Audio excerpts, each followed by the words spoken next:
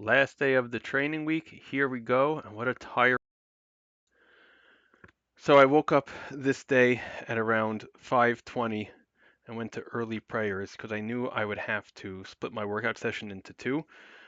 Since some days I work close to home and only half a day, other days I work further away from home and a full day. And when I work those full days, coming home and then trying to do a full workout is the pits.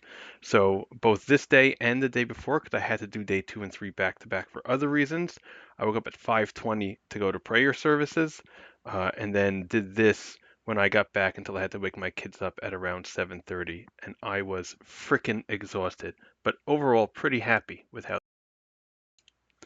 One of the keys to working out in a home gym is really setting everything up if you can before. So my entire gym was set up the night before to be able to alternate between these exercises without having to do major like adjustments. So the bench was in place, the safeties were already set up, the J cups were in the right place. You see the Vultras that are there for the next exercise that I'm going to do. You don't see it here, but my pull-up bar was installed. And this is like really one of the key things you want to do when working out in a home gym if you have time the night before to get everything. Obviously, if you don't have time the night before, you can do it right before your workout. So instead of switching around during the workout, going back and forth, you can have most of these things set up. Obviously, the isolator here I had to set up mid-workout, and it is what it is. Other things that I would strongly recommend you do if you have a home gym is take stock of what equipment you have. Obviously, see what you can superset, but take stock of what equipment you have, and you can design your program, or if you want me, I can help design your program in order to not being used the same object time after time, so you don't have to keep switching to it back and forth and keep adjusting weights and stuff along those lines. That's kind of another tip or trick that I've learned while managing my. One of the things I'm still having trouble with is kind of all the electronic stuff. So I track my workout on Liftosaur, which I freaking love. And if you guys have the capability, definitely get it. I think it's free. The yearly subscription is free. They have a lifetime subscription, which I freaking love. Now the issue is that there's a steep learning curve with coding, but the Discord is really active. Anton, who makes the program, he's very responsive. He has a team now helping him out. They do also have a number of pre-selected programs.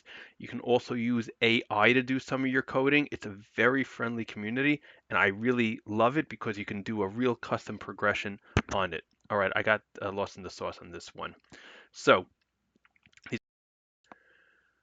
so in terms of all the electronics, so I track my workout on Liftosaur. I have the eNode velocity-based tracker that's currently on this barbell. That is either Apple or Android. Liftosaur is Apple or Android, but for the VBT, it works better on the Apple. And then I have the Beyond Power Voltra, which also is only Apple. So sometimes when I'm switching between exercises, I have to go from one app to another app. I tend to be lucky. I had a bunch of old phones, so I have my main phone has Liftosaur, and then I have the old iPhone that one of my kids got for really cheap on eBay and then replaced it later that I use for Beyond Power and for eNode. But it is a pain in the ass and it definitely wastes time. Something, if anyone has any tips or tricks for me, please let me know. Multiple.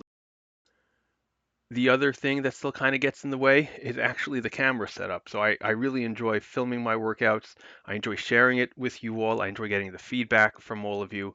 And I also need it for my coach for form checks. So it's very useful, but setting it up, especially because I like getting this dual camera set up, can be a pain in the ass. Sometimes based on where the tripod is, like I can't even get it close to me or it's too far from me. I moved to the DJI Osmo Action 4 camera. I was using two old phones in the past, but as you heard before, I needed the phones for other reasons. So, and then this is a bit of a warped view like that doorbell view, but I find that also to be really annoying, and sometimes I can't even get the right angle. Again, anyone has any advice, please reach out.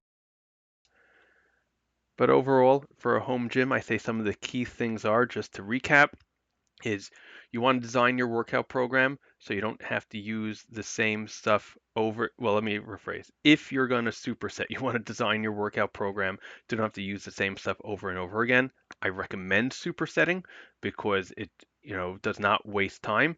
And if you're designing your program in this fashion, you're going to move through it fairly quickly. Setting up your gym the night before or a few hours before, if you can, is definitely beneficial to keep things moving along. If anyone has any advice on camera setup, on how to manage multiple electronic devices for multiple different things, I'm all ears. In the meantime, if you like this, like, share, subscribe, DM me if you want advice or help or coaching, and I will see you guys next week. All right, be well, everyone.